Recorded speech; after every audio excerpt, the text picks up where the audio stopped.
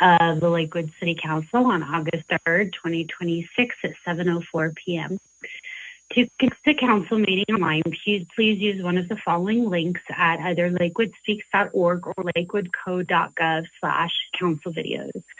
For online public comments, you may post comments of any link to lakewoodspeaks.org. That is our online public forum for public comments. And at times, we'll also include more information about the topics being discussed here in the meeting.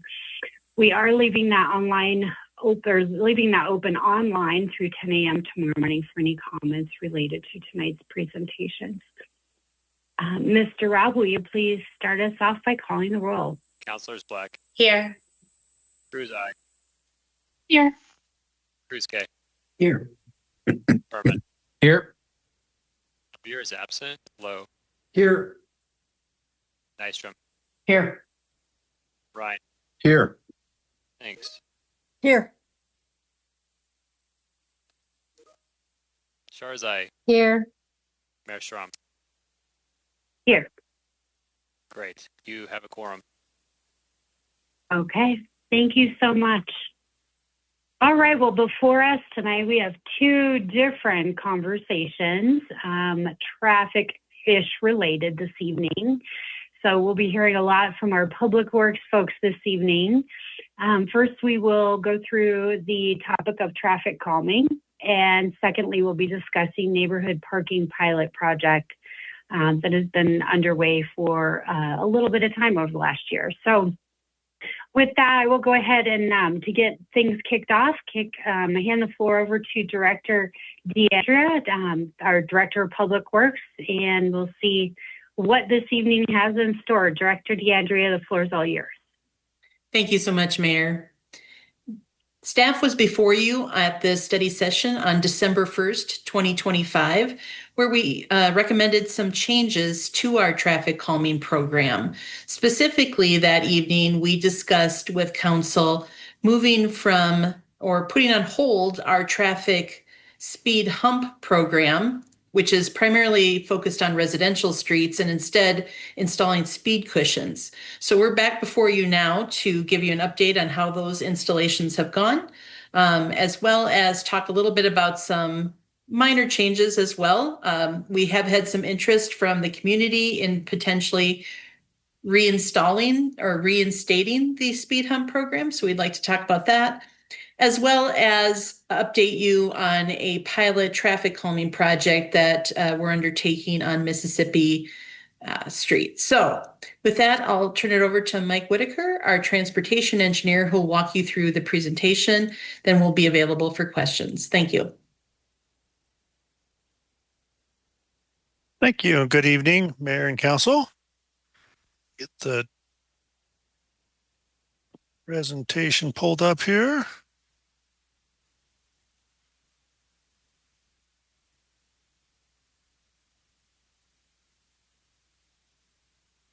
So as a brief rundown, in December 25, we were in front of council and we paused the speed hump installation program. We did finish some speed humps that were in process already, but for the most part, we've been doing cushions and moved to that program. Speed cushions are slightly different. They allow fire department vehicles to go through them a little easier without slowing down, and I'll show in a little bit why that's important. So we had to contract with Colorado Asphalt Services Incorporated, CASI, after we did a quote process, and they've been installing the cushions. And we've started to develop plans for various minor collectors where we had previously received complaints or speed studies showed abnormally high speeds. Is how we kind of did this first year of cushions. As I mentioned, basically they're a speed hump, roughly the same shape, but then they have these slots where the vehicles can move out of the lane, the fire vehicles and emergency response vehicles. And so they kind of bypass some of the humps. The idea is most vehicles don't fit that same wheel track. And so they'll at least go over one hump with their wheels. And that's generally the way they work. We've put some out on Dartmouth. We repaved that street. So one of the things to note is we pay for existing speed humps that get taken out with our milling and overlay program to reinstall them. And so that comes out of the money we're allocated for traffic calming with our contractor. And so we put 2 of the existing cushions back in that were already there, and we added a 3rd one here down by Hoyt. Next street we worked on was up at Sims between 26th and 32nd. We added 3 speed cushions up in that direction. They seem to be very well received by the residents. They had a little impromptu party when they were building some of the cushions that led to some hilarious exchanges with staff and some of the residents. We're getting ready to put some out on Youngfield between 15th and 19th. Try to address the speeding in this really slow area. And there's obviously the curve has a lot of issues, and trying to get speeds down lower where it's more realistic for the neighborhood and where we want vehicles to operate. Alkire Street, we heard loud and clear from the residents out there in the previous presentations and times to council that why we've done the south end of Alkire closer to Alameda. There's a lot of speeding at the north end of Alkire, closer to the Cedar curve. And so we're getting ready to put 4 cushions out there. So once we develop these programs and locations, we actually put a mailer out to all the residents along that area to let them know that what we're thinking and solicit their feedback. So it's not really a petition process. It's more of an educational and an awareness process. The city pays for the cushions 100%. And so there's not as much interaction with a group of residents as in like the speed hump, for example. As Director Andrea mentioned, on Mississippi, we're looking to do a few things from Pierce to Sheridan. We've already done some work where there's a bike route, neighborhood bike route that goes through there. And so we've had to widen some sidewalk and put in some wheelchair ramps to allow that bike pedestrian crossings, both at Marshall and Lamar and Chase and Depew. And so the next step is we've been working with West Metro Fire. They have a lot of concerns about speed cushions. And once again, I'll show you that in the next couple slides. Station 7 on Mississippi is one of their busiest stations. And they're running almost 1,000 calls out of there a year. And so it's really important. And then we've had some staffing changes at deputy chief level and several of the management roles. And so we kind of had to re-educate them and kind of walk them through what we've been doing on some of the other streets, and what feedback we've gotten previously from some of the drivers of the fire engines. And so once we get the speed cushions in on this section, we'll also be doing some islands to make the pedestrian and bike crossings a little safer. And we're also putting out some islands in certain sections of Mississippi to try to visually narrow that road, so that hopefully drivers respond to it better and slow down. This effort with West Metro Fire took quite a while. If you look in the International Fire Code, starting in 2012, as kind of traffic calming was taken off across the nation, they added some language in there that basically the fire department had to buy off on any of our traffic calming unless the fire code official approved it. So that's why we talk a lot with West Metro Fire. So they have a goal of 240 seconds for travel time and a goal of 80 seconds for call to turnout. So that's the time when the call comes in till they're out leaving the station in the fire truck. They get 80 seconds. And then they want 240 seconds to get from their station to wherever the event is. As you look around the city, that's kind of why they're looking at a new fire station on West 5th Avenue, just off Wadsworth, because as they look at their response times in certain areas and they start missing that goal, more than 10%, then they start looking at how are they going to get that back into reason. And so they're having to add a fire station up in that area. Speed cushions overall have very little impact on their travel time. Most studies show they're about less than 2 seconds. Speed humps, on the other hand, are in between 2 to 10 seconds. There's a lot of variabilities on how steep they are, how tall they are, and different vehicles, of course. Traffic circles is another calming toolbox, and they're 1 to 10 seconds of delay. The city of Portland is not very happy with them. They find that they're the most hampering traffic calming measure in the city of Portland. There's some other ways to do cushions or speed humps where they're offset so vehicles can kind of swerve in between them. We call those offset speed tables, but you need a little wider street because obviously fire trucks don't swerve from lane to lane very well, and not lose a lot of time. We have had a few complaints from ambulances about possible discomfort to patients when they're pulling them back to the hospitals, especially vertical deflections, what we call speed humps, speed cushions. We'll get a little bit into the math here so you can understand how our budget goes. Cassie crews are constructing about 3 speed cushions per day. So the way we pay is not per unit, but basically a daily rate because mobilization for them to bring all their crews out is a big part of their cost.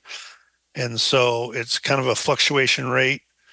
So if they can only get 2 speed cushions in a day, the cost actually goes up. If they can get 4 speed cushions, the cost comes down.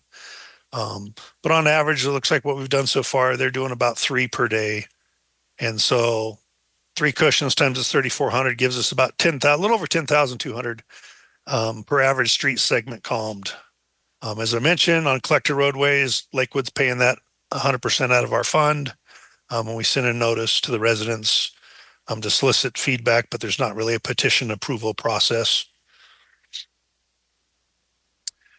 Speed hump discussions. The current policy that's on the book is a 50-50 cost share. Obviously, this impacts less affluent areas harder. We've had petitions go out in certain areas and then they won't respond. And we find out that they're having problems either getting signatures or a lot of times it's just the money. They just can't come up with their share of, $1,500 amongst all the neighbors. And so we've got a couple alternatives to think about. Obviously, like speed cushions, we could go to 100% Lakewood funding. One of the things we previously liked about the 50-50 cost share is it kind of selected a lot of locations where it really had to be a problem for the residents before they would come up with the money to help do it. If we go to 100% Lakewood funding, obviously people are going to come out of the woodwork probably asking for speed humps on their street since all you got to do is ask for them. So we would propose that we would create a prioritized list of street segments based on speeds and crashes on that segment. And the top ones on the list would be the ones that get installed every year. And roughly in March, we would do the cutoff and figure out which ones we were doing that year. And then all the rest that come in would go to the next year's list. And so that would be the way it is manageable. Obviously, if we go to 100% funding of speed humps, we're only going to build about half of what we currently do in a normal year. Another area that we had previously talked about was to adjust it by census tract. And so we could have, the highest areas would still pay the 50% cost share, but other areas would drop to a 37.5. Orange areas would be 25, and I'll have a map here in a second that show you. And it's just based on the census, American Family Census that comes out, and the ratio of Lakewood's average income to that areas by census tracts becomes a little harder to manage A lot more math and address checking. Obviously, in every census tract, there's still some nice areas and some less affluent areas. So it's not the best, but it's a way to maybe cut down on those areas that in the past wouldn't go through with the speed humps because the costs were just too prohibitive for them. So this is what it kind of looks like if we look at what the average census tract looks. If we took the top 20% become the yellow ones, the next 20% would become the orange, and then there's only one census tract that falls below that, which would be in the red. And so that's kind of where the census data came out with that method. So those are kind of, the cost share scenarios. Keep the 50-50, go to 100% Lakewood funded, go to the adjusted cost share. One thing to point out is we redirected our traffic safety funds this year for speed cushions, and we didn't do any speed humps for the most part, other than about 3. And so we'd either have to alternate years because we haven't asked for any more funding. And so right now we're in that, we have $85,000. Are we going to do them towards speed cushions? Are we going to do them towards speed humps? Are we going to do a mix of both? And so that's kind of where we're looking for some direction. And then just some more cost examples that I put in there for people to look at. Basically we're looking at 85,000. You're going to do roughly 8 street segments. If they're on collector streets where we're doing cushions, if you're on a hump, usually those are about 2 humps per block. So we'd be doing about 15 street segments for that same amount of money. And so just depends on how council wants to provide input on which ideas they like, which ones they don't. And then I've just got some lists of streets we're still on our list because of high speeds, crashes. On our current list, we're kind of looking at the Harlan area, Alameda High School, speed cushions. We're starting to look at 14th. Once again, there's a fire station there. That's pretty well used, so we have to see what kind of impacts it might have. We're kind of looking at Lamar to Harlan right now because that seems to be the worst section, but really on 14th, that whole section from Garrison to Sheridan is really a problem. It's just some segments have more crashes than others, but speeding's fairly consistent along there. 10th Avenue, Car to Allison's a section we're looking at. Car, US 6 to 10th has a lot of speeding in that short segment as well. We've already looked at Florida from Waz to Sheridan, and volumes are way too high. Usually most cities run about a 5,000 volume limit. And as you can see, Florida is 8,000 to 9,000.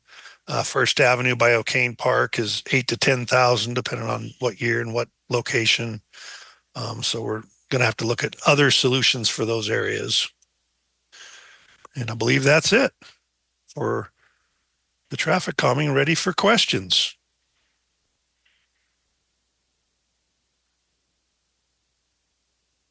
Thank you so much. So we'll go ahead. We'll take a few minutes. What kinds of questions do we have? And then Mr. Whitaker had mentioned some of the answers that they need to get from us tonight. But let's go ahead and start off with questions. Mayor Pro Tem. Yes, thank you. Thanks for the presentation to staff. This is great to see.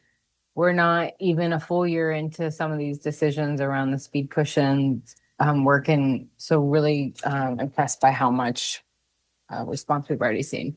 I wanted to go back to something you said, Mr. Whitaker, just about, I think part of why we're revisiting this in less than a year is you indicated that you heard from community members about speed humps sort of being eliminated once we got through that tranche. And I hadn't heard that. And I think when we look at some of these projects, there's been a lot of celebration in Ward 1. You spoke to like a very wild celebration on Sims Avenue. people are really appreciating that some of these more dangerous corridors are finally getting attention in ways that they hadn't. And so I'd love to hear a little bit more from you just about the community response around the elimination from speed humps. Yeah, the speed humps, for the most part, have gone pretty well. Most people are accepting when we tell them we've been redirected towards collectors, because, as you know, most people can think of a collector road in their neighborhood that they think needs treatment as well. There are a couple players that put in speed hump requests and think it's atrocious that the city isn't doing anything for their local street. Some of them are people who have periodically jump in and out and never complete the process. But some of them are new, and they're just like, I can't believe there's nothing you will do, and I just got to live with this traffic on my street. I think, unfortunately, sometimes the speed humps look like is if we put speed humps on our street, the traffic will go somewhere else, and redirect it to another street. So sometimes we just chase the problem around as well. I wouldn't say it's very big. Kyle on my staff, who's done most of the work, was just mentioning a while ago how low the requests actually were for speed humps. But then he told me as soon as he said that, then he just got a whole bunch of ones that came in. So just the way it works, when you think it's not so bad, then he gets a whole bunch of requests. Thanks for that. Councillor Eichers. Thank you. Appreciate the presentation and walking us through what many of our residents find is super important. So just a couple clarifying questions. I first just wanted to understand, what is with the 3 humps a day or 3 cushions a day sort of metric? What is our ability to scale sort of the number of interventions regarding traffic calming in the city with this sort of model that's more city driven and data driven versus sort of the request hump model that we had been working with previously? Yeah, so I mean, in that demonstration, I mean, it goes back to money, really. I mean, we have $85,000 dedicated for the asphalt, whether it's speed humps, speed cushions. So that gives you about 8 roadway segments. Typically, if they take about 3 cushions, it's about 15 on speed humps, because they're a little quicker to build. So they can usually do 4 of those a day. Is just what the math comes down to. Cassie's got multiple crews, so I think if we had more, they could potentially do more. I still have a somewhat limiting factor on my end. As I mentioned, Kyle's pretty much the one that deals with most of this. We're getting a better process, and we're looking for things to help us. There's some software companies out there that claim they can give us speeds on every street in the city. And so we've been looking at those quite a bit with our IT department. And they're not quite accurate at the local street level. They're better at the collector level and the arterial level. They're really good. And at highways, they're really, really good. So I think it would be good for the speed cushion program, where we could really start narrowing in on segments of roads with crashes and what the speeds are from these types of systems. I just don't think they're quite there on local streets yet. We've had some where they're like, oh, the average speed is 16, and we'll do a study and it's like 28. And so there's just too much of a delta when you get down. I think they just don't have enough connected vehicles driving around the city that they're getting data from yet on local streets. Director DeAndrea. Yeah, just to follow up on that, I think the $3,100 per cushion is just intended to give you a flavor of how much these cost. So it's roughly that dollar amount, whether it's a speed cushion or a speed hump. And, with this given dollar amount, we could do roughly between 6 and 10 corridors in any given year, whether that be speed humps or speed cushions. So just to give you an idea of how much of an impact we can make in any given year. Thank you. Thanks, that's helpful. The other question, so for the kind of total budget number you cited of the 85,000, is that just for the speed hump slash cushions kind of portion of traffic calming, or is that sort of the entirety of what you all are thinking out with like the blinking signs, some of the crosswalk interventions you all do sometimes? Would just love to get a better sense of what the kind of gamut of those traffic calming interventions look like and what the budget is there. Yeah, so the 85 is what we've got set aside for the asphalt interventions, the cushions or humps. And then we have some more money set aside for whether it's flashing beacons or we kind of cobble different things. So sometimes we'll pay for, crosswalks come out of traffic control funds. So there's a couple different funds we can pull money on based on what it is. Obviously, new signals come out of a signal fund, but we really have a signal replacement fund. We really don't have a fund for new signals. We got to come to council every time we want to build a new signal that's not already existing. Thanks. That's helpful. And then for kind of the projects you put forth versus the projects that could be incoming, I know you were talking about like Harlan. Would love to know, like, just to clarify, is that something you all are like planning for and have budgeted for? Or is that like a future year outlook? So this year we spent a lot of time just looking at where the crashes are and where we have speed data. Mm-hmm. And so that's how we kind of worked on the sections we already have done a lot of. Those are the ones that we weren't able to get to this year that are kind of starting to go to a list, but it's an incomplete list. We haven't, filled out what we think we can do next year. Part of it is because we don't know, are we doing cushions again and holding off on speed humps? Or are we doing a combination? Or are we going to alternate years? So we haven't followed through totally with what's next year's program. Okay, that's helpful. And then just my last question, you mentioned a couple of streets, obviously in my district that are of interest, First Avenue, all of those pieces like that I think we get a lot of complaints out, and clearly the data are showing are potentially of concern, but maybe aren't the best fit for the speed cushion program. You mentioned there could be other interventions there. I was just sort of curious what you all are thinking about as potential options. When you get into those types of volumes, the one that comes to my mind most is the automated enforcement, AVIS type systems. They work well on arterials as well as those high volume, higher speed roadways, major collectors. That kind of volume, you're not able to do verticals as much. We might be able to do some neck downs, but neck downs are real expensive because you're doing new curb, potentially having to do some new drainage. We could do some vertical curbs again. The temporary quick build style, but they're not showing a huge decrease in speeds, less than 2 miles an hour, which on some of those roads, that's not what we're looking for. We're shooting for a lot higher number. And so that's why I keep coming back to AVIS and those types of systems if we're really trying to get those speeds where we want them. Appreciate you walking through that. Councilor Sinks. Thank you. Thank you for the presentation. Thank you also for the staff memo. I have a question on the third bullet on the staff recommendations.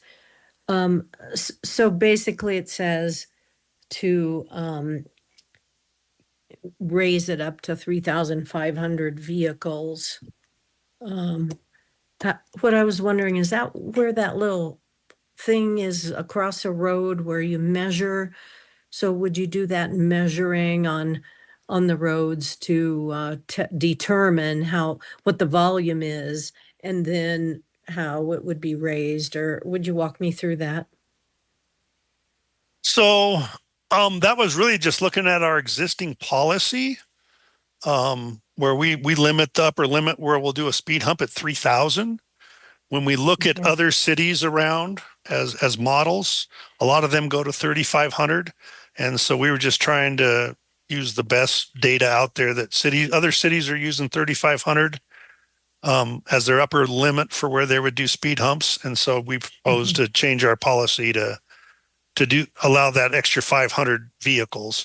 But yeah, as far as measuring, we would either use the tube counts or we have a video system now that actually will not only measure speeds, but give us the types of vehicles, how many cars, how many trucks, how many semis.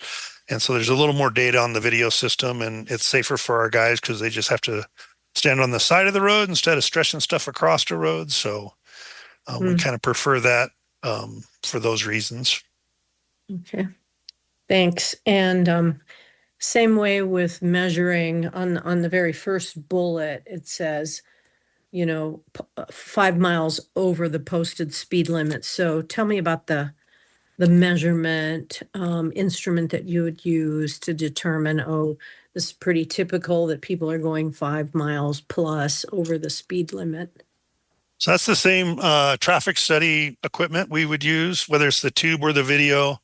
It measures every vehicle, and then it gives us the average, the 85th, the maximum speed, and it'll show you all those different speeds. And so our current policy is that the average speed has to be over posted speed. And so there's lots of ways to deal with that one, but we were proposing, now that local streets are at 20 miles per hour, it might make more sense to go to 5 miles over the posted, just to prioritize the worst roads. So it goes back to, are we trying to hit the worst offenders, or are we just trying to hit any street that, has an issue? And so early on in a program from staff side, we always want to hit the ones that are the worst and try to calm those down before we're working on ones that have a smaller problem. Right. And in the next couple of decades, maybe the neighborhood streets, because I have a neighbors one street over, and I think because of the Kaiser increased traffic, with all of the rerouting with new building and tear down building and all that. So neighbors are not happy there with increased traffic. So I was just asking those questions with them in mind. So thank you. Yep. Councilor Lowe? Yes, thank you. And thank you for the update on all this. It definitely, I'm going to be a bit of a broken record. This continues to be something that I hear about constantly and often from many constituents. So appreciate the update on this. I really do think there continues to be a real hunger for a more for us to be aggressive on traffic calming to the extent we can while working with critical partners like West Metro. So thanks for this update. Really appreciate you all. Obviously we've had a couple discussions about Mississippi. Thank you. It's really exciting to hear some of that work is moving forward. I know there are folks in Ward 3 that are really grateful about that. I wonder if you could give us, you kind of addressed this to some extent already in the presentation, so thank you. I'm a little confused what the West Metro fire objections are at this point. I heard you say that they have major concerns about the time delay when it comes to traffic circles or humps. But my understanding is we're not talking about traffic circles or humps on Mississippi, unless I'm mistaken. We're talking about cushions, not humps. And my understanding is there were sort of some other less intrusive, infrastructure upgrades that you all were thinking of doing that would kind of result in narrowing or, some curb bump outs, that sort of thing, that I didn't think were going to be challenges for West Metro. So could you just speak a little bit more to that and what the next steps are? I mean, do we think that this could be resolved in the next month or two? Are we not sure? What does the timeline look like to get these things done on Mississippi? Like I said, a part of it was just re-educating the new deputy chief and some of the new command staff. They weren't quite as involved as some of the people who have stepped down or stepped away. And so they were just worried about putting anything vertical out for their vehicles, especially by their highest use station. And so we've had multiple conversations with them and plans. And so we've got a plan that they've agreed to. They've talked to their people, and we believe they've figured out that it's not that big of an issue, that it is less than 2 seconds for every speed cushion that they will come across. So in the 240 seconds, yes, it's going to take, if they run across 5 of them, they might lose 10 seconds of that 240-second response time. So it's important, but it's not catastrophic. And so I think they're willing to go ahead. I mean, they're still treating this like they understand that if there's an issue, that we're going to try to address it in the future. But as far as your other stuff, we're trying to work with Cassie to get the next round of speed cushions scheduled. And so we suspect that the Mississippi ones will be installed. The cushion part will be installed in the next 3 weeks. They schedule stuff on Thursday, so it won't be until Thursday till we hear. But I fully expect that within 3 weeks, those ones will get installed. We've got the verticals, the curbs, and the posts, similar to what we did on Garrison for the bike lanes. Going to be out in islands, so they're going to be obviously yellow because they're out in the middle for an island, and doing some of that. Contract hasn't quite gone to bid yet, but we have set the bid opening for August 19th. Give us a week to get it under contract, would be about August 26th. Not knowing the vendor, but we know the supplier, so we're giving them about 3 weeks, which would be mid-September, to get stuff started and start installing. We're thinking probably 2 weeks for bike stuff and 1 week for the Mississippi stuff. So that gets us finished about October 7th. For both the cushions, obviously, you'll be in much further, but then the islands, the verticals, by early October. Well, Mr. Whitaker, my birthday is October 10th, so I can think of nothing I'd like for my birthday more than for the Mississippi traffic calming to be largely done by then, and that would be the best birthday present you give me, and more importantly, the constituents of Ward 3. And I know some of this is out of your control. Hearing about the celebratory thing in Ward 1 made me happy and just gave me a little bit of FOMO. I guarantee you there's folks in Ward 3 that would love to come out and celebrate the work you're doing on Mississippi. So maybe when that is done or close to done, if there's an opportunity for some sort of celebratory or event to commemorate the progress on Mississippi, we'd love to put something like that together. But of course, we can talk about it. But thank you for the work on that. I see Director DeAndrea maybe has something to add on that front. Sorry, Mayor, it's not my place to call on anyone. Go ahead, Director. Thank you. Yes. So just for a little bit of background for the rest of council member Kay Cruz and Lowe are more familiar with this project as it's in Ward 3, but we are trying a multitude of things on Mississippi, treating this as a pilot project to do a number of both physicals, so that's the speed cushions on Mississippi, so vertical deflections, physical, but then psychological. And that's what Mike talked about, was the islands will be created with, we call them candlesticks or vertical kind of deflection posts. We'll create islands made out of those vertical things and narrowing essentially down so that the lanes feel narrower as you're driving through. We just recently repaved that street as part of the Millen overlay, and we've completed some upgrades to the sidewalks to improve the crossings. And then we did take before traffic data to get good volume and speed data. And then after the installations go in, all the elements will do after data and share that out with the community so that we have a good reflection of what all of these elements are actually doing. So we're hopeful that by doing this on Mississippi, there's the potential to do this in other corridors throughout the community. And we will be communicating that out, Councilmember Lowe. Once we're ready to kind of get those things out, we'll be putting out a flyer to the entire neighborhood and communicating that in other ways to the neighbors so that they're aware of what's going on. Thank you. Thank you, Director. Maybe that's just one other question on that, and then I want to pass it over to Councilor Sherzai. I agree that this focus on cushions on the collectors makes sense. I'm glad we had that discussion in December. Obviously, we've talked about the humps. It continues to be my hope that there are other, potentially lower cost things that we could do.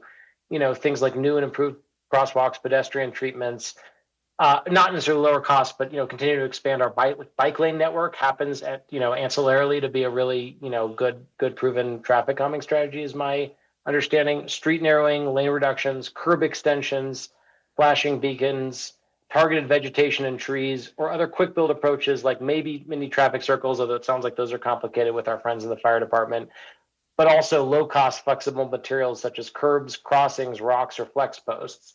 So it sounds like the vision is Mississippi is a pilot, and my understanding of your plan and your hopes and dreams right now, setting aside the budgetary constraints, is that if Mississippi goes well, once the Safe Street for All grant and the Vision Zero study comes back to us in early 2027, there will be the opportunity to deploy some of these other things.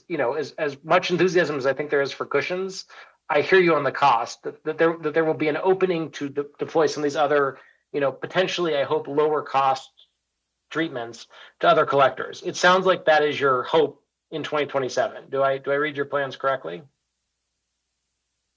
Yes, I think so.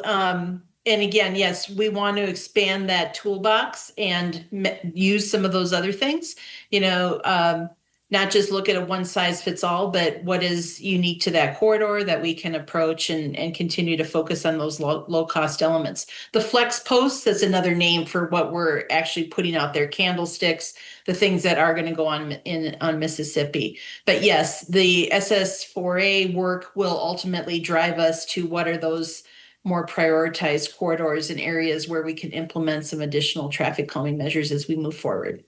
Great. My point, I think, is some of these things I hope won't actually decrease the second count at all for the fire department. Maybe that's being Pollyannish of me, but it seems like some of them wouldn't. And it just seems like there are opportunities. I'm delighted that you all are doing this in Mississippi. Thank you again. We're excited about it. And it seems to me there's an opportunity to also do some of this on other minor collectors beyond that. And I would be very enthusiastic about seeing that happen. So I just wanted to reiterate that. I do have a couple other questions, but let me pass it over to other counselors first, and then I might have just a couple other questions. Thank you, Counselor. Mayor Pro Tem? Thanks. Just looking at the staff recommendations and some of the things that you hope for us to answer tonight. So I think that I'm hearing from my colleagues, like we're all appreciating the cushions. And I wanted to draw the point to the first bullet under staff recommendations.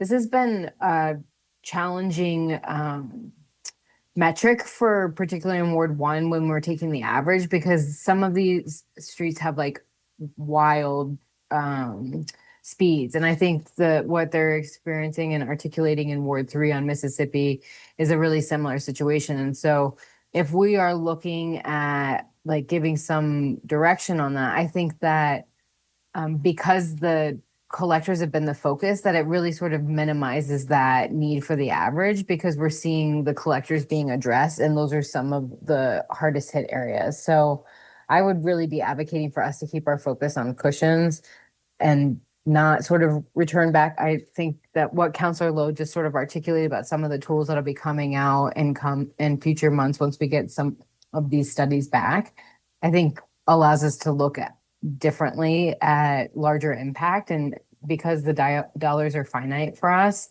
I'd want us to be looking at things that are going to have greater impact, understanding that surely in residential areas, people are faced with some speed challenges. But I think overall the approach with the cushions and the humps sort of diminish the folks that I've been hearing about and their frustration on using the average, because there's so many egregious speeds outside of that. So that was it. Not really a question in there, or just a comment. All right, thank you. Councilor Ryan? Yeah, I noticed in the first slide in your presentation, well, after the title page, you showed a couple of examples, and in at least one of those examples, there was two sets of speed cushions. And so I just wonder, you're looking at the average might have 3 speed cushions, but we might be able to do more streets if in some of those areas where we might only need 2. Potentially, it really depends on the length of the block and what other else might be there. So like on Dartmouth, we have 2 speed cushions. To the east, there's an all-way stop intersection. To the west from the 2 speed cushions, there's an all-way stop intersection. And then there's another pretty long segment before you get to Bear Creek K8. And so that's where we put the 3rd speed cushion to try to calm that longer block. Yeah. And so that's kind of an anomaly where it's more of a longer section than typically just a block or 2 that most people complain about. It's, it's a fairly long, I mean, it almost goes from Estes to the roundabout right there at Kipling Street. So it's a pretty long road that we dealt with. I guess I just is going along maybe a little bit of the comment. I think I'm leaning more on the cushions, just given it seems like we're going to have probably more issues, not fewer issues with this. And if we're trying to think through concerns that the fire department might have moving forward, I think if they're getting used to the speed cushions, I think that's also helpful. And some of those speed cushions that might be a little bit closer, it might not be 2 seconds per, but what I understand is really just the 2 seconds.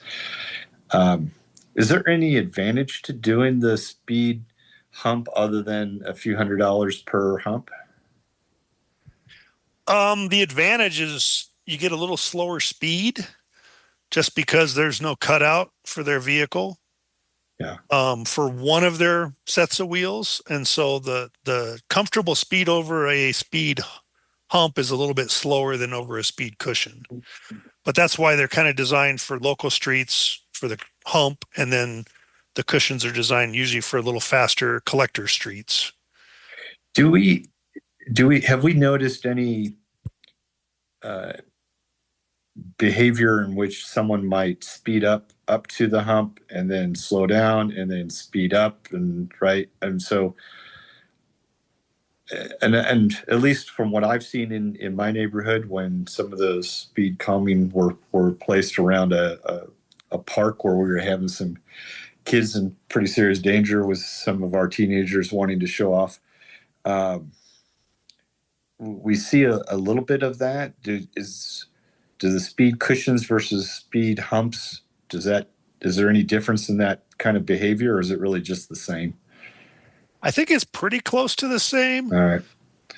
But that's why we're proposing to drop from the 750-foot spacing to the roughly 500-foot spacing to allow them, because what most of the studies that we've looked at have shown is when you get multiple humps in on a street and they're at that tighter spacing, that racing in between them isn't as much, because they realize they're just going to slow down almost immediately. And so you don't see that kind of drag race in between them quite as much. Okay. And then my last question is, you were asking us for some direction on citizens and citizen-led requests. But given the amount of money that we have on the ones that we do want to have, that we do want to install, are we really going to have enough money to even address the ones that the citizens bring to us, given the number that the city already wants to place with a high priority? If we do cushions, I suggest we continue more of the staff-led. Obviously, citizens can try to alert us of areas that we can look at, but I think the cushions on collectors, we're just looking at crashes and the speed data we have. But yeah, residents can come in and tell us, hey, what about this segment? We can look at it.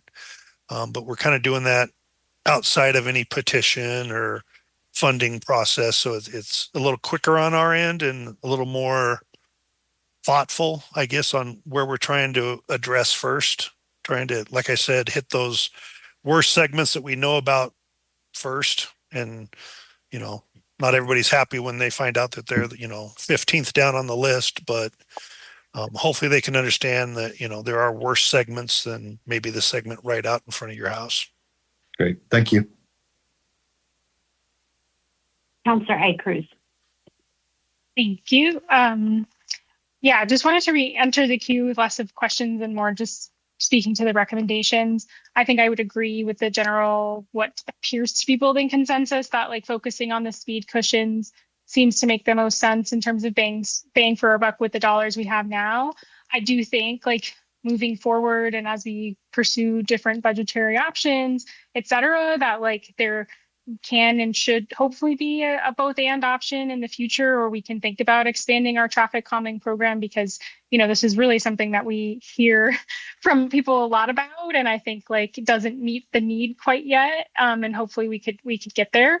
I think in terms of the changes to the speed hump process, were it to return kind of with extra budget, to me, I think from just hearing from some of the folks who have gone through it, who are like some of the exact kinds of folks who you mentioned, who are maybe folks who are working a full-time job or who can't have, them and their neighbors can't really afford the speed bump. I think the petition process is really hard for people. The affording the speed bump is really hard for people. And so although it's great to have this citizen-initiated process, it's not accessible for a lot of people. And so I think that sort of the approach that we're piloting with more of a city-driven prioritization makes a lot more sense and can be a lot more equitable.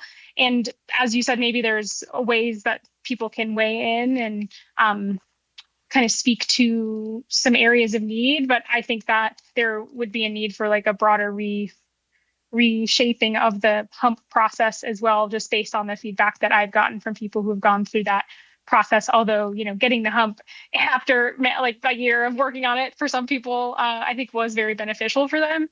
And I think for the cost share piece, if we kind of broach that ever to try to expand resources, I think I heard on the like attempt to try to make it equitable with the census tract. I mean, I think that the country club area versus like right above it are just perfect examples of why like that is just not granular enough, I think, to meet need.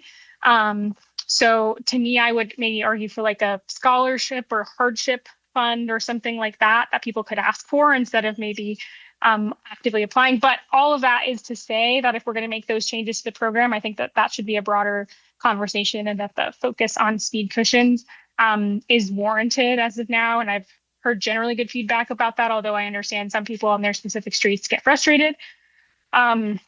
And then I just think separately, if we're looking at kind of updating rules around kind of traffic calming pieces, I think it's great that we're doing some pilots. I would also just raise the number one concern I've gotten in the last several months from folks is essentially like traffic calming around park entrances, and how some areas of our wards near O'Kane Park, near Crown Hill Park, et cetera, Two Creeks, et cetera, like there's just not an easy way for people from the neighborhood to get to the park.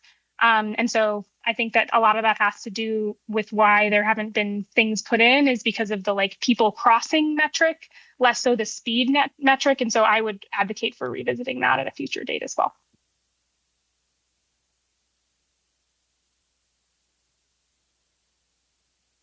Thank you, Councillor. Councillor Sinks. Thank you. Remind me, so when would this be revisited? So in other words, anything that we decide tonight, will it be a 1 year look back, or is it a couple years? What's your thought on that?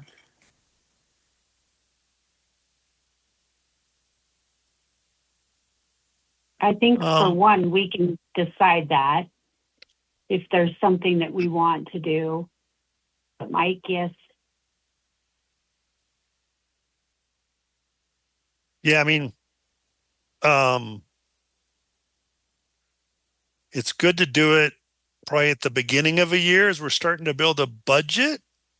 So I would, push it out probably a year and a half, just so we'd have some feedback and we could put some requests in the budget process to see if they win or not, would be my recommendation. But I mean, ultimately that's your guys' discretion. Thank you. Thank you. Councillor Lowe. Yeah, thanks. And actually, this perfectly dovetails to Councillor Sink's question and Councillor Cruz's comments. I mean, I can get on board with continuing to prioritize the collectors in a resource constrained environment, because I do agree, like looking at the data and looking at collectors, it makes sense to me. I want to name that, like, I have heard from a number of constituents that really are not happy to have learned that the sort of the residential speed hump program was paused. I mean, I think we were clear-eyed about that decision when we made the decision we did in December, and like, I don't regret that given the information we had, but it was not an easy decision, and a lot of folks are not happy about it. And I understand, like, I think in a perfect world, a lot of residents want to live in a city that has some resources for residential humps and also the ability to prioritize collectors. It is my strong view, given the direction of the conversations that we've been having with the Budget and Audit Board and the council, that if the sales tax moves forward, one of the things we've been talking about is sort of safety broadly, public safety, but also road safety, street safety, vehicle safety, bicycle and pedestrian safety. I think traffic calming obviously fits in that.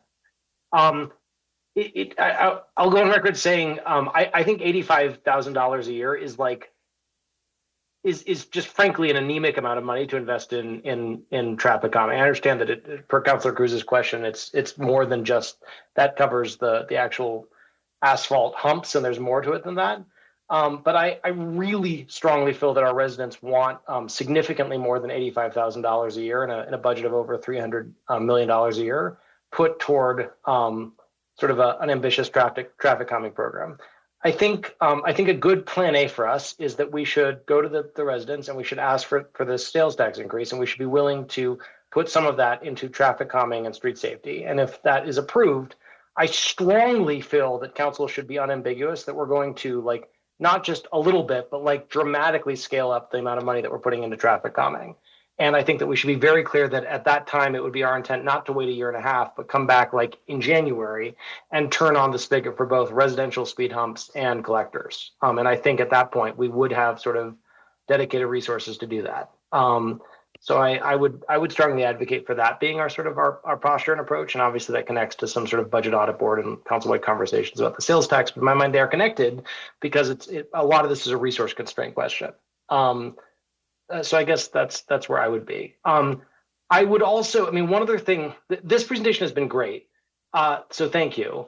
I am wondering if it's with, I don't want to ask anything that's a heavy lift, but like, is it possible for us to just be able to show residents like what in one place, like here are the mine, it could be as simple as like literally this PowerPoint presentation, I think, maybe posted somewhere on the city website. But just being able to show residents, like, I mean, a map would be nice that sort of shows like these are the minor collectors that we've done. Here are the minor collectors that we're going to do, and here's what that entails, and here's our plan to do that going forward. So that when if folks sort of come to me and they say, why the heck did you vote to, prioritize this other thing rather than residential speed humps? I really need to be able to show them like what we're getting for that decision citywide. Yeah, I think our intent is to put something together. Oh, excuse me. Sorry, Mayor. Our intent is to put something together that will show that universally, across the city is what have we done either by year or by type of device and location so that you can look at that. Because I think we have done a variety of things in terms of traffic calming. There may be more to come. And so how do we look at that? And maybe that's a dedicated website page too, or a page on the city website that talks about all things traffic calming and what we've done and what we plan to do. Understood. So we're kind of wrapping that in right now with the CIP page and obviously the bike. We have a bike tracking page that'll show you which bike projects are done and what year they were done. And so we're trying to roll those out. They're just not quite there yet, but yeah, that's the intent, is that you'll be able to go to a GIS map and it'll show you. You can turn on all the years and you'll see everything. But if you want to see what was done in 24, you'd see it. If 25, you'd see it. 26, you'd see it. And so you can kind of see the progress as it goes through. And then not just for traffic calming, but there'll be other projects on there, sidewalks and the like on there, so that people can kind of see a little bit bigger, the whole picture going on at the same time. Understood. Thanks. I would just encourage our public works colleagues to think sort of expansively about if we're able to, get dedicated resources for street safety and traffic calming, what, being able to be clear about what we would do with that. I mean, I suspect there's probably a staff capacity piece of that. I don't want to tell, that's a city management question, but like making sure that you all have the capacity within Public Works to like deploy this and do this. And, hopefully, yes, let's do more sidewalks. Let's do more dedicated bike lanes. And then, yes, let's also do more traffic calming. One other quick question I did want to ask, Mike, you brought up Avis. If my memory is correct, council approved sort of piloting 5, speed safety, speed cameras through Avis in September 2024, if I'm not mistaken. And I know because a couple of constituents have asked about, what's going on with that, and you've said something to the effect of it's with the police department and it's with procurement. It does just strike me like 23 months is an awfully long time to be waiting for the Avis speed cameras. I asked because this comes up. So we've got constituents on the major collectors where we say, okay, well, we can't do cushions for all the reasons you've explained on the minor collectors, and they say, okay, how about a speed camera? And we say, yeah, well, we approved one of those 2 years ago. So what can we tell people about why those aren't deployed yet? Mike, if I could take just a second first, because part of this is on the side of city council and agenda setting. That has been calendared a couple of times and for a variety of reasons has been delayed. I don't know where it is, and maybe Mr. Goldstein might be able to say where it is. But the other part of it was that in that first, and I'll need help making sure that my memory is on with this, but in that first iteration when it came back to us, we didn't get, I don't remember if it was quotes that like it just didn't feel like a good fit on what we were receiving back. And so they were going to take some more time and work on that. And now this is where we are. So it is, I believe, ready and coming back to council at some point. Madam Mayor, if I may.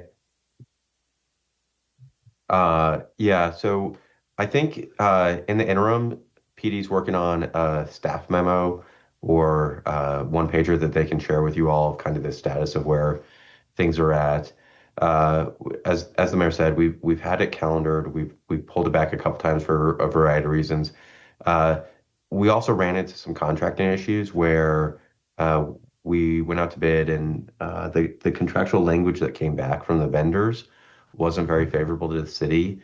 A lot of cities were jumping in all at the same time, and some were having good experiences, some were not having very good experiences, where they ended up having some significant revenue challenges as a result of the program. So we didn't want to put the organization in a position where we've signed a contract, now we're stuck, and it's not working.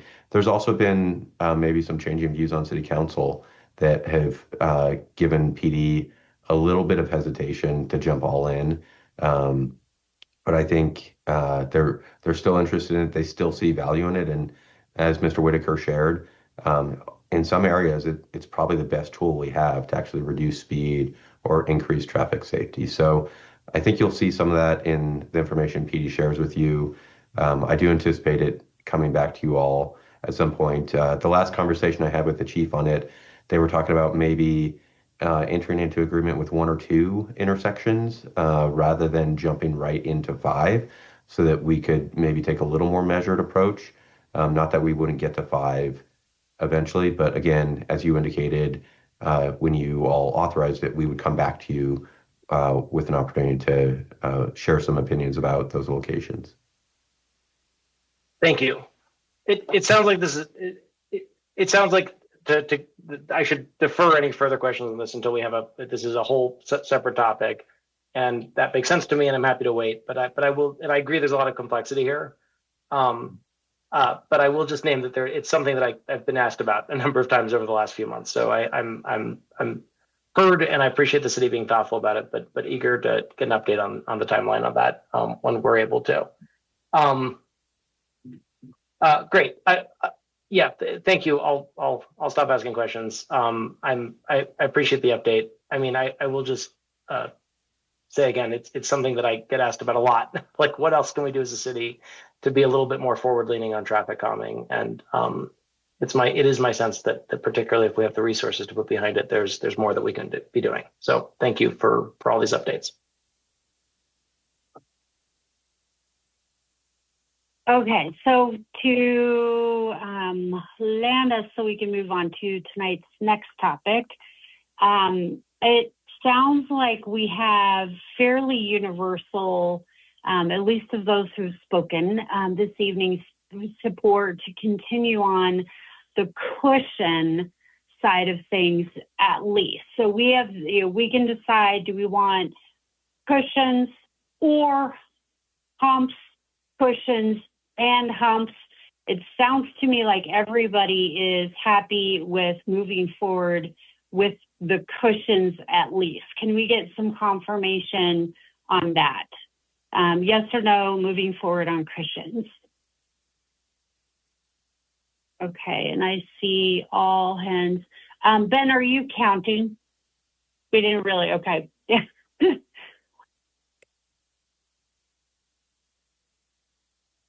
So 10 yeses, so cushions, yes. So then the question becomes, do we also want to continue the program with regards to the humps? And maybe what we might need to talk about as a part of that answer is the cost share, because it sounds like the cost share might be important to some.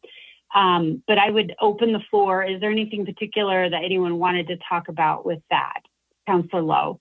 Well, just as one attempt at helping land the plane, could I suggest we take a vote that we revisit the humps question if there's resources approved from a revenue measure, and sort of revisit that ASAP after that, so that we're able to communicate to folks that if that's approved. Well, we need to give a little more clarity for right now. So I would say that are we saying no to the humps today, but thumbs up to if there is revenue in the future that we're revisiting?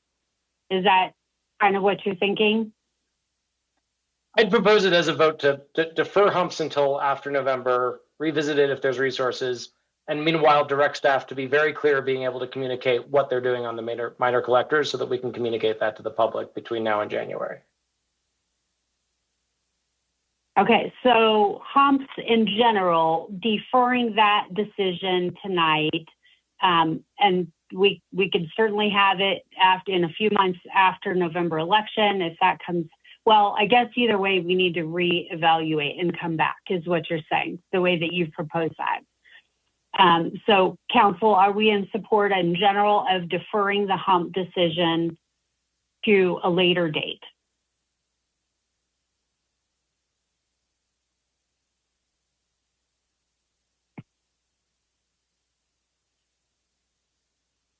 Oh, shoot.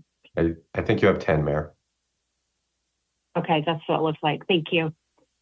All right, so deferred. Okay, and with that deferment, that includes not only yes or no, but the cost share and if we want to have it and what that might be constructed like.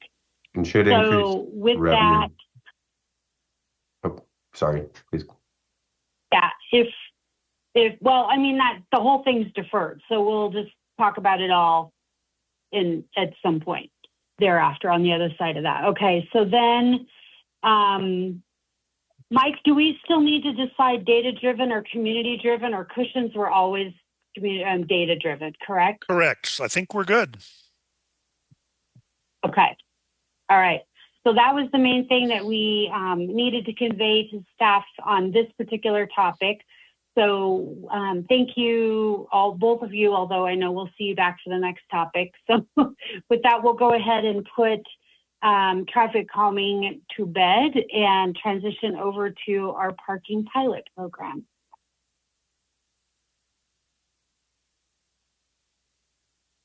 Yes, thank you, Mayor. So again, when this program got implemented and kind of off the ground in 2025, there was a desire by council to bring back an update on the status, see how things were working. And generally, as you've heard in the comments and perhaps from individual citizen responses, it's been going fairly well. So we're here to just report on that, give a brief update, and then talk about a couple of specific things that maybe we could do to either expand the program or tweak it slightly and modify the code to better accommodate some of the lessons that we've learned. So with that, I'll hand it over to Mr. Whitaker for the presentation. Thank you.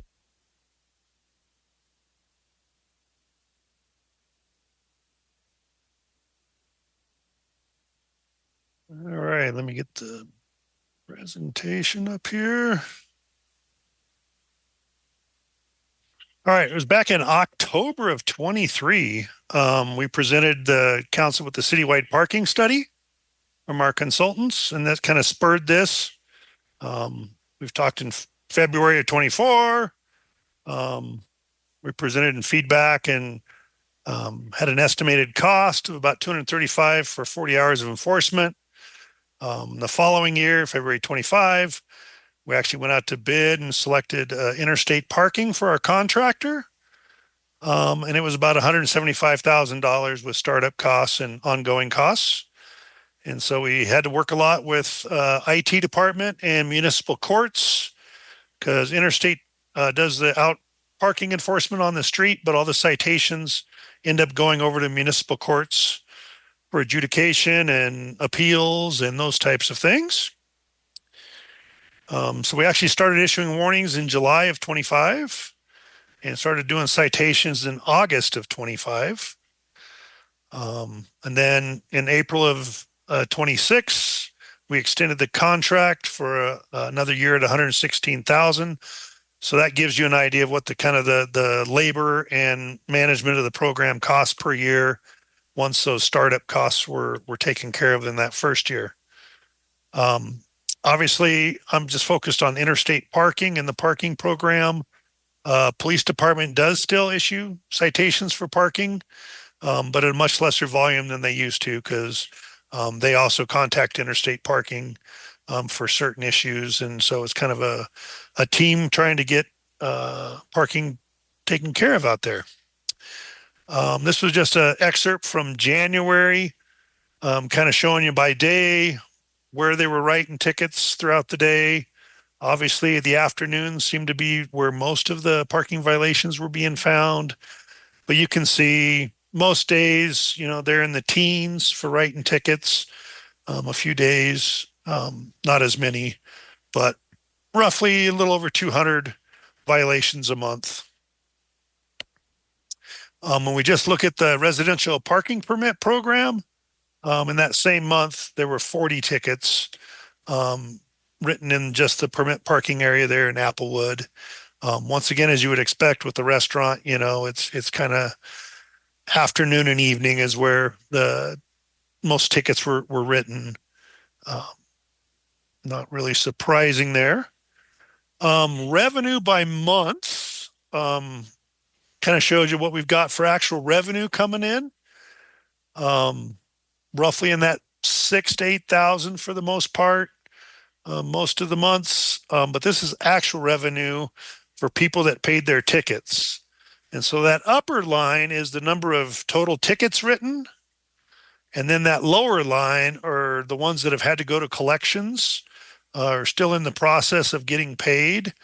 And so it's roughly about a third of the tickets we write are still in some method of trying to obtain payment. So just general terms. When you look at the actual money, this was on July 15th, because obviously every time we get a ticket paid, it kind of changes the numbers. So I just used the middle of July as a set piece. At that point, we had taken in about $82,000. We spent about $115,000. So roughly the delta is about $32,000 that the city is still funding out of their own revenue. Obviously, if some of those other tickets get paid, that amount goes down. So it's not quite paying for itself. If more people paid their tickets, obviously it would probably come pretty close to paying for itself. Just looking at the program itself, looking back in the last year since the program started, I've had 194 parking complaints come in through Request Lakewood. So it's pretty heavy. One of the heavier topics that we deal with. There's a few things that aren't in there. Anything that deals with an RV parked in front of a house, an abandoned vehicle, those you have to look up the registration to see if the RV is in front of the owner's house. And so those are still going over to PD to deal with. Abandoned vehicles, depending on what's considered abandoned. If it's just an inoperable vehicle, interstate parking's kind of been dealing with some of those. But when it starts getting into more of the homeless issue or people living on the street, that's goes back to PD. Our interstate parking ambassadors aren't really prepared for that. Currently, as you guys authorized, we're doing 40 hours of enforcement a week, 5 days per week, 8 hours per day. We occasionally move the days and start times around as we need to, so people can't get totally used to, like, hey, there's never any enforcement on Mondays or Sundays. So yeah, we periodically move those around. Issues on Sundays and holidays, obviously Bear Creek Lake Park is super popular and has driven a lot of parking issues out there. So we've had interstate out there quite a bit. We've spent our own resources out there doing a lot more no parking signs and trying to get a handle on some of the issues out there with the rangers. So one of the questions that has come up is, do we want to add 16 hours of enforcement to get us to 7 days per week? Came in a little higher than I thought it would. That's roughly about 50,000 per year. So it'd take us to that 120,000 range up to 170,000 for a year, for those 2 extra days. As I said, when I get those requests come in on a day that they're not working, I send those over to the CSO, as in police traffic.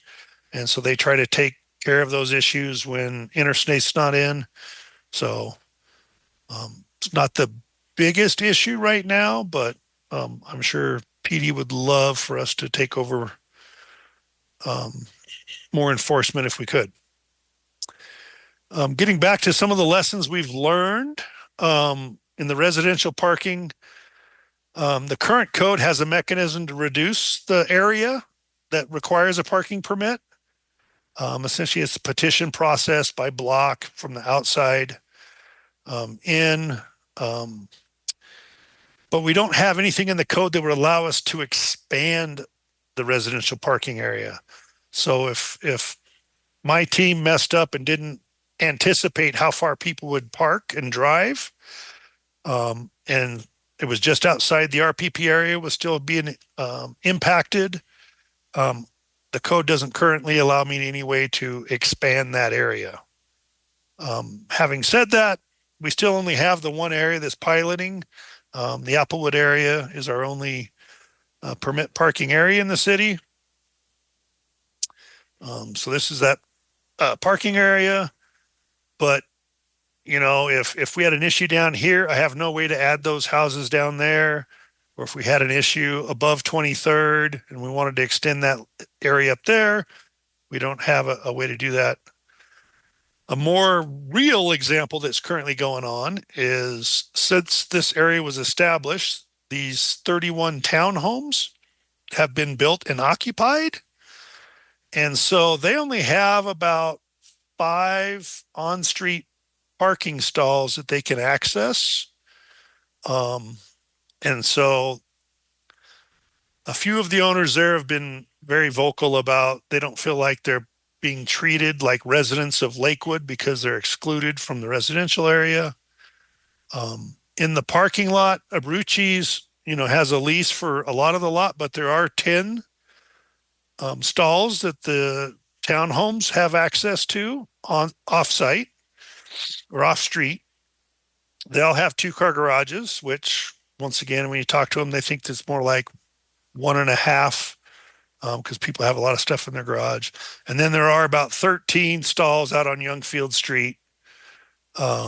that are open to anybody. Could be a restaurant customer, could be somebody in a townhome, could just be somebody parking there. And so that's one thing, is if we want to discuss how we want to, if we want to expand residential parking, and if we should. Obviously, there's some concern that if these 31 units have access to the permit parking area, some of the issues that we've cleaned up might return with these people parking in front of people's houses. You know, obviously, hopefully their behavior is a little bit better since they are part of the neighborhood, but there's no guarantees on that. And so this is kind of what I was talking about. At the south end, there's a few places they can park that aren't in the RPP. This little area here, there's 10 stalls that they access, and then this upper part's where the restaurant patrons park. So obviously, if we expanded it to allow them into the permit system, this part of Applewood would probably see a lot more access, and potentially part of Rosewood. There's a small chance that some of this Myrtlewood might, but it's getting to be pretty far. But that's the discussion point. So that's one thing we'll come back to.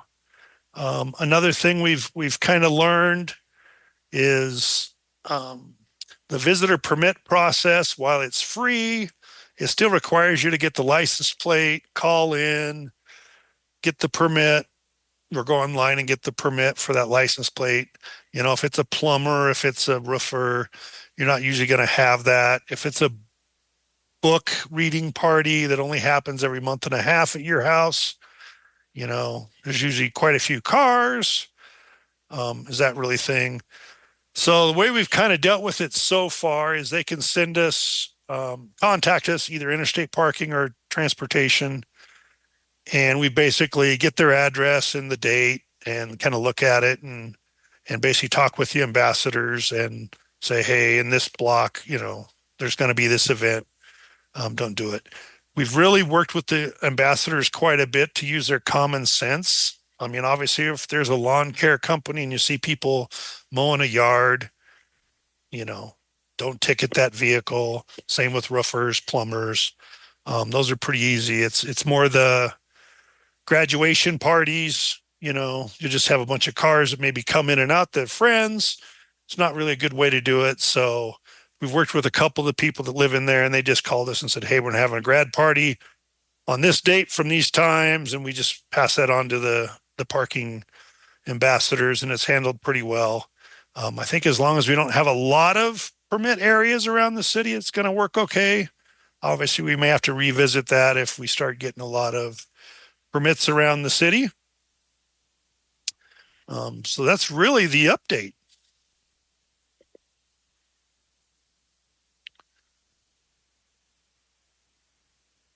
Thank you so much. Council, any questions before we start making some decisions?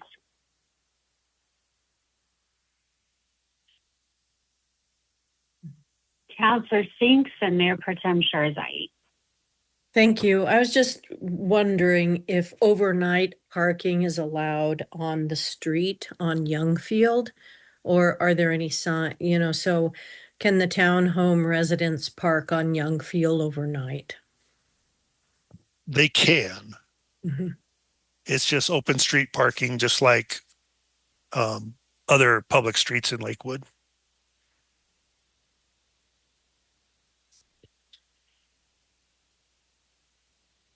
Mayor Pro Tem. Yes, thank you. I love this presentation because Applewood is finally getting some of the relief from the challenges that Abruzzi's was positioning for those neighbors. A couple of things, like one, when we made this decision for the RPP, while Applewood is the only neighborhood residential parking program participating right now, we made it eligible, I thought, to up to 3 as part of the pilot. Is that right? 2. So there is still an opportunity for others to participate in this. It's not limited to them. Okay. I just want to make sure that's clear because we've heard from people who are interested in this, and I think there's still that opportunity. And then in regards to the move to modify it, I guess I have some questions. Like, I understand that the new townhomes are sort of asking for that. What is the lease structure, do we know, from a Brewski's overflow? Like, is that their permanent solution or is that a temporary solution for them? I believe it's a long-term lease for those stalls. I don't remember if it was a 40 or a 50, but it was a pretty long term. 40 to 50 years. Okay. Yeah, that feels long term. So that's sort of the permanent solution for Brewski's. It sounds like, Mayor, you want to come back to some of those decisions, so I won't go much further on that. I just wanted to understand what that overflow looked like. But thanks.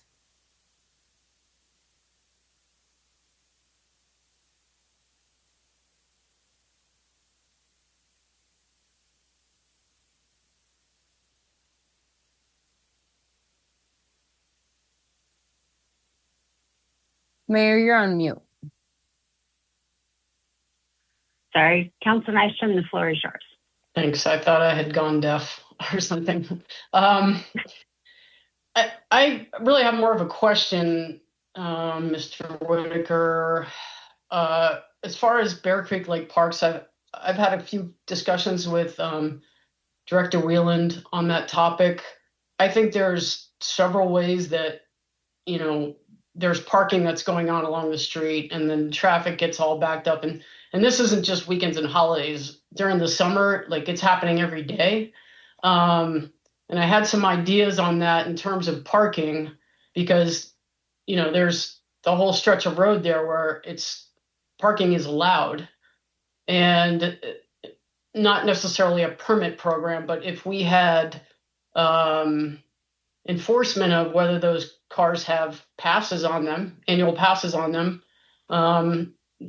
you know, again, that would be a good way to raise revenue, but also alleviate some of the parking issues. And when it gets really backed up and dangerous out there, I think there's some opportunity there. So I don't know what interaction you guys have with Tracy Whelan, but, you know. Yeah, we've had a lot. We've actually worked with Jeffco as well, because that street turns into Jefferson County before it gets to the back gate. We've worked really hard the last 3 weeks, I guess now, with posting. Parks has closed or built some fencing to prevent access. And between that and a bunch of no parking signs that Lakewood and the county have put out, the last weekend when I drove by, I saw one car on that whole street. So that south end seems to have really cleaned up. Okay. But I guess ongoing, maybe what I can do is just send you my suggestions and copy her. But I think there's some additional opportunities. Councilor. Yeah, thanks for the presentation. You alluded to the interaction with the police, and you were talking about the cost savings just in terms of how much we're paying the contractor versus how much we're recovering in tickets. Do we have a sense as to the savings that we might be on the receiving end because our police department's not having to spend their resource time on parking issues or as many hours on parking issues? I have not dug into that on their end, but I can definitely ask them if they have any metrics on, you know, before August, you know, how much time were they spending on parking, and post August, how much time are they spending on parking? So they're available to go to other locations or other types of calls, which is what our intent was. I'm trying to gauge your interest in the expanding the hours. I mean, is this just be nice to have? The staff is ambivalent on it, or how? What's our level of interest in expanding the number of hours? Because it did seem like it was a pretty significant jump to just add those few hours, and probably because you were talking about weekend hours, I'm guessing. Yeah. So that becomes the issue is, I was thinking it was closer to the 25, it came in closer to the 50. I mean, it goes back to just what you said. I mean, those days when I know that interstate's not working, I have to send all that over to PD to see if they can do it. And so it's just, we're not quite as responsive to the customers that are complaining, because if something comes in on early on their first day off, nobody wants to hear that they'll be out there in 72 hours, so that was the thing. But yeah, I'll have to discuss a little more with PD how much they're able to get to on those 2 days off that they currently have. What's just your staff's thought as to the level of interest? I like simple. If I can just roll every parking complaint over to interstate, it makes it simple for me. I understand we're in a budget crunch, so this might not be the year to do that. But I at least wanted to see what it would cost. I know PD would love, any help they can get to do higher priority things in parking enforcement. Yeah, thank you.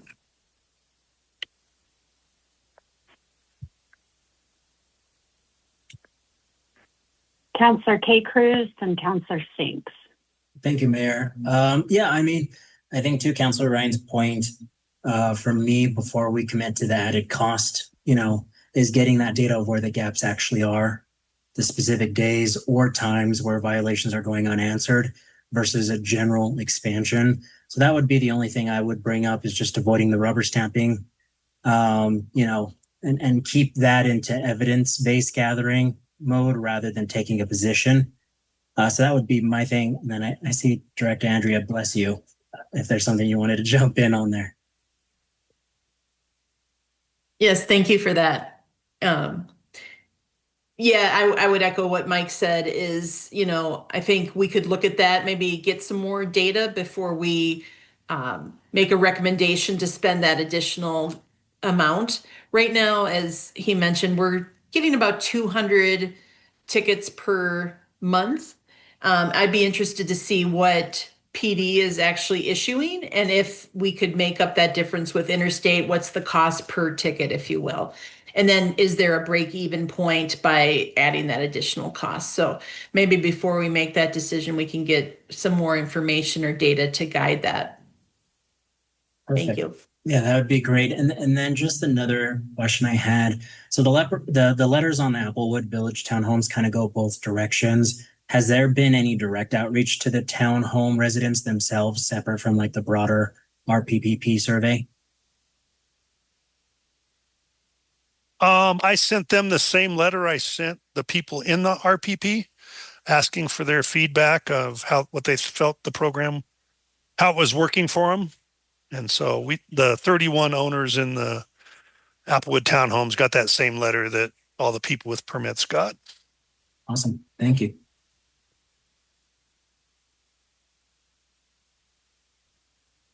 I think it's my turn. And my question, so once again, we built in that we have Applewood and we could have a second residential parking program. And so how would that be for money and hours? Without increasing the days, would the time spent in Applewood then be divided by this second neighborhood program that's a possibility? And then if it were divided, then I would say, yeah, increasing the hours, but I would rather not increase the hours if we still only have this one RPP program. But maybe you could speak to what you think might happen. Thank you. Yeah, I mean, one nice thing about working with a company like Interstate is they track all their citations, where they're at, when they're at. And so they hit areas harder when they're seeing more violations. And then once the violations go away, they spend more time elsewhere. And so while initially we were kind of doing a 25-hour, 15-hour split, it's gone down quite a bit already. And so if we added a second one, it would just do that same thing.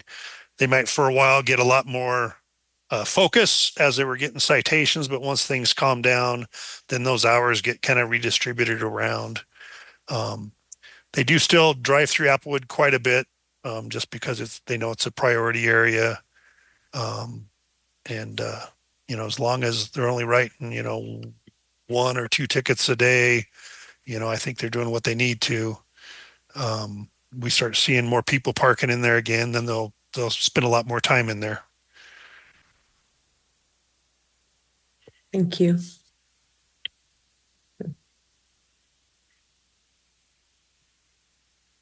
Counselor Icruz, sorry, you guys, my internet is coming and going, so I apologize. This hasn't been super graceful tonight, but Counselor Icruz. Thank you. Appreciate the conversation on this so far. I just wanted to clarify, I think you just cited a number, maybe I missed it, in terms of how much of the time that the parking contractor spends on, the RPP versus other pieces. Would you mind repeating that or clarifying that? So initially the commitment was 25 hours and 15 hours. Since the program's run, and the problems drastically reduced in the Applewood area, they've been spending less time in the Applewood area and more time citywide. But that fluctuates, as I said. They kind of look at where are they seeing issues and try to hit those hot spots and get those under control, while still patrolling the rest of the city. But as I mentioned, I get 194 requests Lakewood, so a lot of what they get as well is, hey, here's something at 13th and Benton, run over there and do that. Here's one down at Jewel and something. And so they kind of try to build that into their routes to be efficient, but they've kind of got hot spots where they've been seeing a lot more activity. And so they kind of plan their routes to where they've been getting the most issues, so they can try to get those under control. And once they're under control, then they kind of move on to try to find the next spot. That's helpful. So would you estimate that it's it's a flip in the split, 25 hours versus 15, or on average? So we have 2 parking ambassadors, and I would say Karen spends a little bit more time in Applewood when she's on duty. And so I would say, it's in that 10 to 15 hours a week. I think Craig is a little more in some of the other areas of the city when he's on duty. Okay. Yeah, I think it would just be really helpful for us to understand sort of where they're hitting, what those hotspots look like. Because to me, I think there were a lot of areas around the Sheridan Station, as an example, some of the challenges on Lamar Street, with the bike lane. I think so it would just be helpful to understand how the current resourcing is meeting the demands of the city writ large, because I do know that this has been a resource that's been pulled in some problem areas. And so I want us to all make sure we're understanding that this is not just resources for Applewood. This is resources that are impacting a lot of our residents. And having 2 days off of that, I think, can be impactful for our bike corridors, et cetera. And so I'm all here for understanding the data a little bit better. But I think the concerns around folks parking, close to multifamily or and other pieces, to me, I think could warrant a conversation about expanding the budget. But obviously, happy to have that conversation with more data. But I just wanted to express that I am open to the conversation, depending on where those resources would come from, given the need for ensuring that our bike lanes and some of our streets where this is a concern are well served. Yeah, and I should mention that's one of the improvements we've made. We used to just forward them complaints in an email form, and obviously they're not checking their email that often when they're out there. And so we've switched to not only emailing, but we also text them. And so they get it on the cell phone in the car. And so it just reduces that response time, so that hopefully when they get to however far they have to drive to get over there, that's still an issue. And so that person is dealt with, instead of, nothing worse than getting there 4 hours later and the car's gone. All right. Well, thank you so much. We have a few questions that we need to get answered for you guys this evening. The first of which would be just, do we want to continue on this program? This was started as a pilot program. Do we want to continue to have this move forward in our city, which would then be, of course, now we're making it a program and removing the pilot from it. So first of all, first vote, a thumbs up would be yes, let's go ahead and continue this. And a thumbs down would be nope, we don't feel like this is a good fit within Lakewood. So please go ahead and cast your vote on continuing the program. All right, we got 10 yeses there. All right. Secondly, it was brought up that the language does not give the ability to be flexible to expand that area as needs might see. So are we open to changing the language up so that we can now expand that area as well as, well, reduce it if need be? So a thumbs up would be yes. Up to questions, Mayor Pro Tem, then Councilor Kay Cruz. I just wanted to get clarity. Would we see the proposal for the expansion and approve that? Or like we are saying, you have the ability to expand it, we'll leave it to you to decide? Since it's in the Muni code, we would have to bring the actual language back to you, and then obviously it could be edited at that time. So if let's say the Applewood example with the new townhomes, you would need to come back to council and say, we're going to expand to this area as well. We would have to put in there the process that we would use to expand an area. Because right now there's a petition process to remove an area, and there's some caveats that it has to be on the outside of the permit area. You couldn't be like a central block that would opt out and have like a donut. You know, you have to be on the outside of an area that's permitted. So there's some caveats. So we'd have to develop those same caveats for adding an area. And then that becomes part of the change to the municipal code that you would have to enact. Right. But the municipal code, I don't think it's speaking specifically to like the pilot location now. So my question is, if we say, yes, we'd like you to have the ability to build out whatever that process is for expansion, and areas that you would expand right now are only examples, Applewood, maybe there'll be other places. If there's a decision for a need to expand the boundaries, does city council get to help make that decision? Or is it because we've said you have the opportunity to expand it as needed, those expansions happen? I guess it would be how we wrote the code. We could write the code that this is the process we have to follow. And that last part of that process may be city council gets to vote on it. All right. Thank you. That's helpful. Councilor Kay Cruz. Thank you. So to that point, if we were to move forward, is there a way to write it narrowly tied to like specific circumstances, like property that was vacant or under construction at petition time, rather than opening general expansion criteria that could like invite broader boundary disputes elsewhere in the city? We could, if you remember back to the map, we just had 3 properties north of 23rd. So like if the problem would have moved up and beyond those 3 properties, there wouldn't be a way, because they were already there. They just weren't part of the petition area, because we just kind of used a recommended distance from a restaurant as far as how far people would walk. And if it turned out people were willing to walk a little bit further, that would be the only problem but I think we could probably write it, if it's got to come back to council, that, you know, there's always ways for council to, here's our base options, and council can always, you know, change those. Thank you.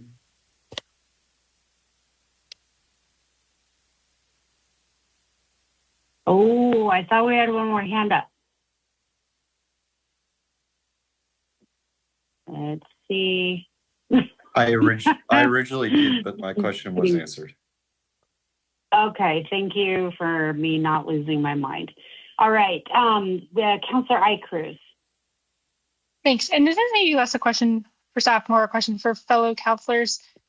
I would just love to understand, like, from some of the questions, it seems to me like there's the ability to petition to like come out of the area. The proposal is potentially the ability to petition to get into the area. I just am maybe a little, I would just love to understand if there's any dynamics or anything I'm missing there, if in order to make a decision on whether we're recommending like this change move forward, because to me, that feels like a fair process point.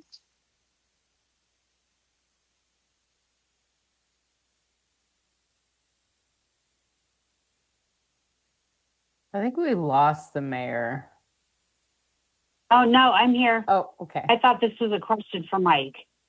I'm spottily here. I'm sorry. Can you rephrase that? Or can you restate that? It's a question for the people who seem to have some concern about expanding the area, so Mayor Pro Tem has her hand up.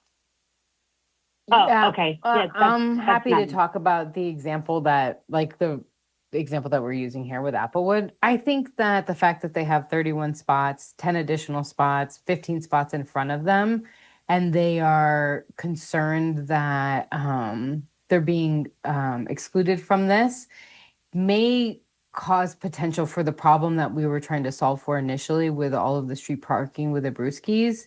It would be one, like the street parking with the Brewskis was because there just was not enough parking. That is a high volume restaurant and there wasn't a place for people to park. But the townhomes have more than enough parking.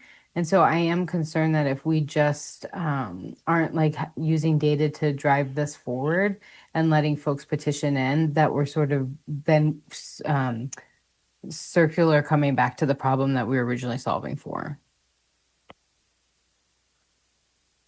That is my one very specific example, though. And I may add into something there. One of the residents said, you know, if an area is going to petition to get into the permit, would the people inside the permit also get to weigh in on that action?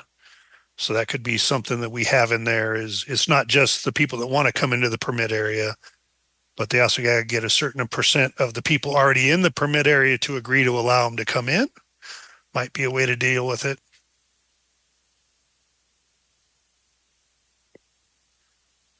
And then obviously council has the last say.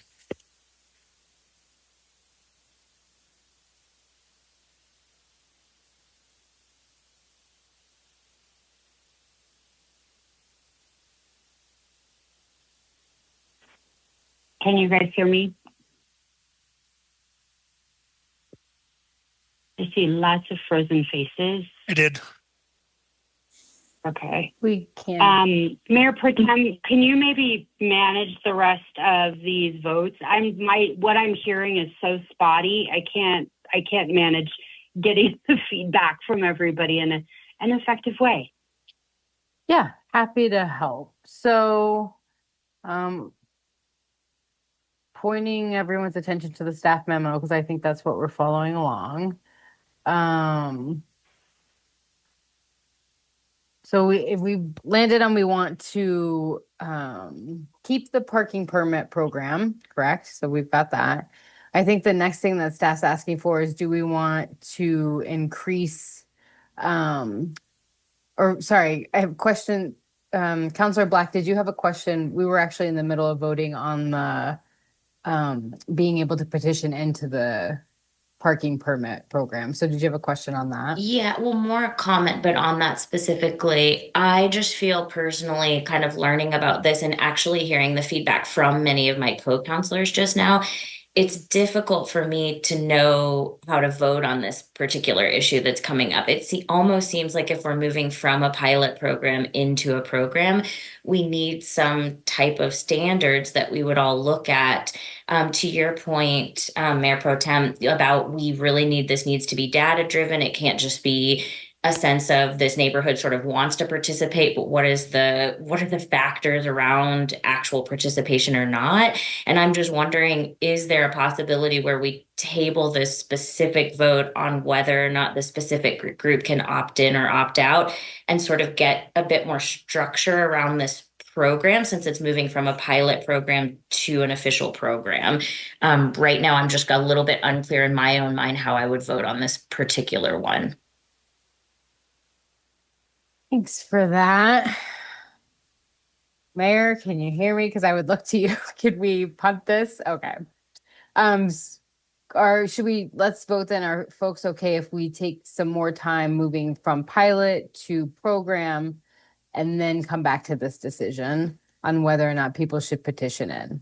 So let's start there. And if that loses, then we can vote on the actual petition. Are people okay with postponing this decision until we have some more data? What data are we looking for, though? Let's be really clear, because I'm not sure what would change. What data are we looking for? Like, for instance, sorry, I'm only jumping in just because I'm the one who expressed some uncertainty on this. Things like, what are the standards around which someone would try to petition into this program? Is it based on proximity to a working business? Is it based on number of parking spaces that you have access to relative to some standard? For instance, minimum number of parking spaces per square footage. Like, what am I sort of, because right now I feel like I'm just making a determination based on sort of a amorphous kind of unclear standard. I don't know what parameters should be set. I'm just thinking that if we move from a pilot to an official program, there would need to be some type of guardrail to sort of alleviate other people just sort of wanting to opt in as well. Perhaps the other neighborhoods surrounding this particular area. That's just kind of a concern that's coming up for me. Mr. Goldstein, did you want to add to that? Or Tim, if I might, perhaps staff could develop what they think might be the best path forward if you wanted to choose that option and bring it back to you at another study session. So then you would have some language to react to. We could maybe do a couple different scenarios of what this might look like. Mr. Whitaker proposed a couple, one being the townhomes, another being kind of the same housing type, but just a little further away from Abruzzi's. So I think staff probably has a sense of what it might look like, and then we could see if that's kind of what council has in mind, and we could do that probably relatively quickly. I think there's some interest from the townhomes to be included more quickly than not.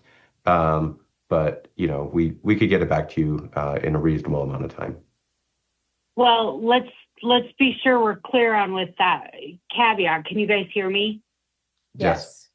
Nothing's quick right now. We've got lots of stuff already scheduled in the calendar. So if this is going to be coming back to us, it will be likely several months. Yes, that's accurate. We have budget coming up. I'm thinking this year, which maybe isn't quick to most people, but for us it is right now. All right, so back to the original vote. Would we be open to having staff come back with their recommendations on what modifying the code to allow for the expansion of the parking permit area look like in coming months and the arc of government's timeline?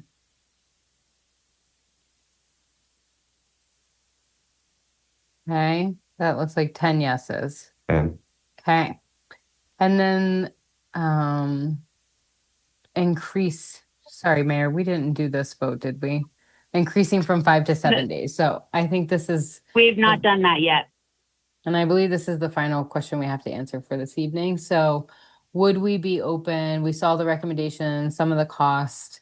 Is there a willingness to discuss increasing parking days from 5 to 7 days for a total of 56 hours per week? And Councilor Ryan. Yeah. What I heard from the comments was, and from staff, was they were going to come back with some additional information to help us understand how to proceed with that. We just find some consensus that we want to put them to work on that. Okay, so thumbs up if that's, yep, okay. So that is 9 yeses. Okay. All right. I don't see any additional items that needed decisions from council. Mr. Whitaker, Director DeAndrea, do you have what you need for this evening? I do. All right. Mary, you want me to turn it back to you? Close us out? Sure. Okay. If we can hear me. Yes. Okay. Thank you, everyone. What a fun evening this has become. So thank you so much, Director DeAndrea, Mr. Whitaker, for everything that you and staff have gone through to put all this together. Thank you so much. With that, do we have next thing and the final thing that we have for this evening's meeting is if anyone has any committee reports that we want to report out tonight. Do we have any committees?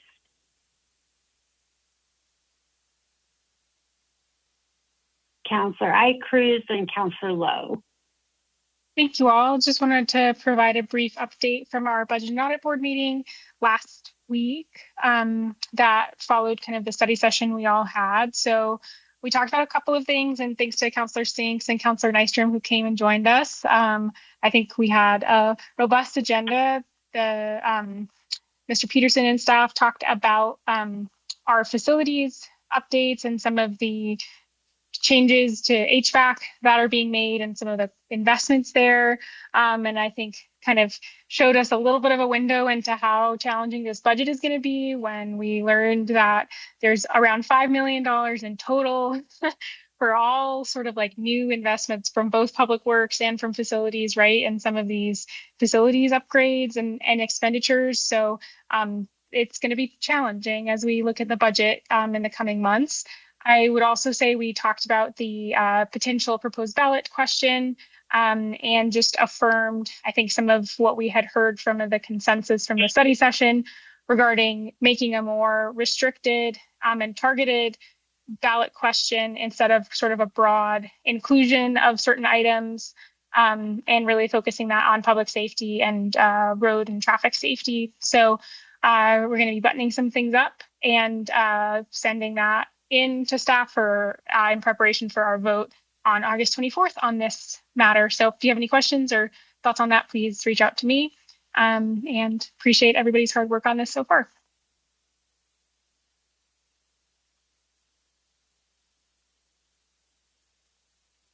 I think I'm up next. Hello. Great. Housing Policy Committee meets next Thursday, August 13th at 6 p.m. We will be reviewing an updated draft of the Affordable Housing Fund ordinance and talking about next steps on that, hopefully referring that to council for action in the next couple of months. And we'll also be getting a presentation from our colleagues at Metro West Housing Solutions about some of their housing work going on in Lakewood. So next week, Thursday.